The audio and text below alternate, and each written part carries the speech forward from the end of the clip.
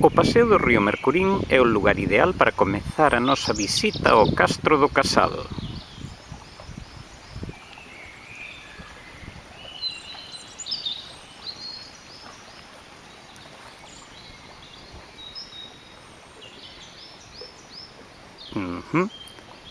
Ese é o camiño que imos seguir para ir ata o Castro. Estamos nunha encrucillada. Aquí, a uns 800 metros, podemos ver as casas de Ordes, ao leste. Se xiramos cara ao norte, vemos algunha casa de Vilaverde. E se xiramos cara ao sur, vemos as primeiras casas do Casal.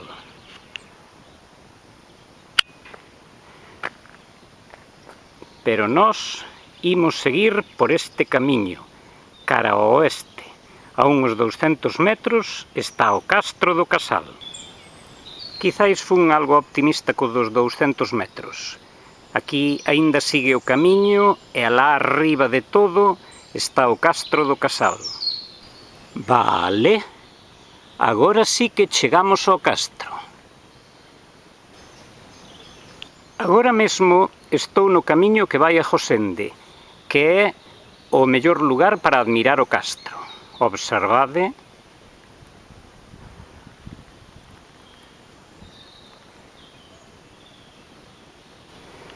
Ben, e agora vou intentar subir o parapeto sen que a cámara abanee demasiado, cousa que non creo que sexa fácil. Veremos.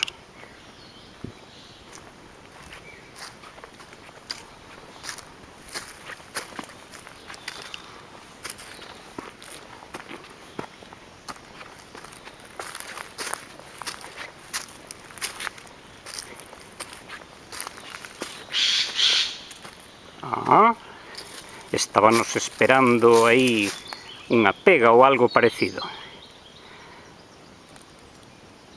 Vale, como podedes comprobar, isto está inzado de árbores. Casi non deixan ver o interior do Castro. Ben, xa estou no interior. Isto debe ter un diámetro como de 100 metros, pero realmente con tanto arboredo é que non se ve nada. Guau!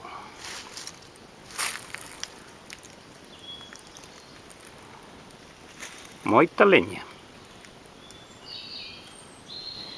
Pero para as persoas con mobilidade reducida, anciáns ou se vides con nenos, na parte oeste hai esta entrada que imagino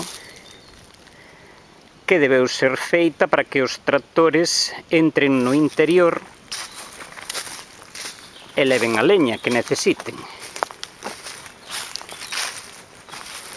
Por dentro, como vedes, non se diferencia para nada do outro lado onde estivemos hai un anaquiño.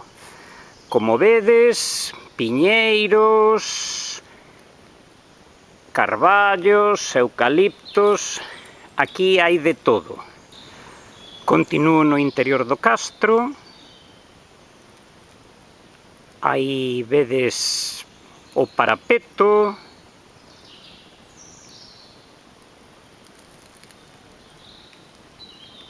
En fin, que como vedes a maleza non deixa ver moito máis. E nada, aquí despedímonos e que fora grata esta visita ao Castro do Casal.